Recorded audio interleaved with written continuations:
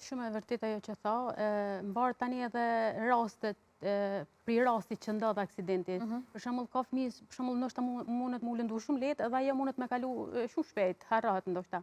Ama rastet më të rënda, sikur tha profesoresha, me thyrje të gjymtyrëve ose lëndimet kokës, ato pastaj krijojnë ankth, krijojnë një stres, krijojnë një pasiguri, pastaj nëse që ajo nuk shërohet, ose jo nuk shërohet, për nëse nuk kërkot ndihmë profesionale, disa kohë, ajo pastaj veç bat traumë në të ardhmen.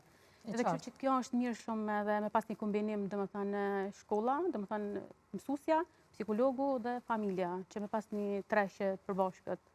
Me kuptu gjendjen e Sigurisht, që du të me pas një bashkëpunim. patjetër. Po qysh me i parandalu qëto aksidente që po ndodhin, për shembull, sidomos në rastet e orës të edukatës fizike ndodhin më shpesh edhe juve ju bjen më shumë me u marrë me rastet tilla.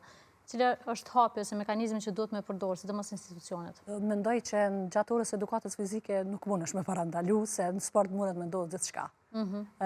Po faktikisht ma shumë ndodhin jashtë orës edukatës fizike lëndimet, se sa mrenda orës edukatës fizike.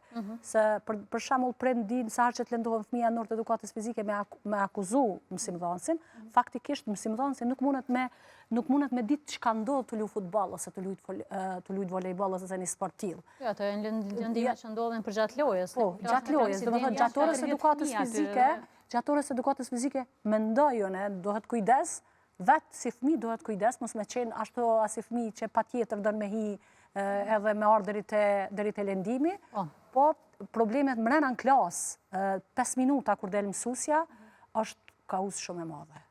E mendoj që pikërisht normal edhe mësimdhënësi në shkollë, po mendoj që është pak edhe familja. Familja është. Ku është gabimi më i madh që e bojnë prindit në raste të tilla? Po.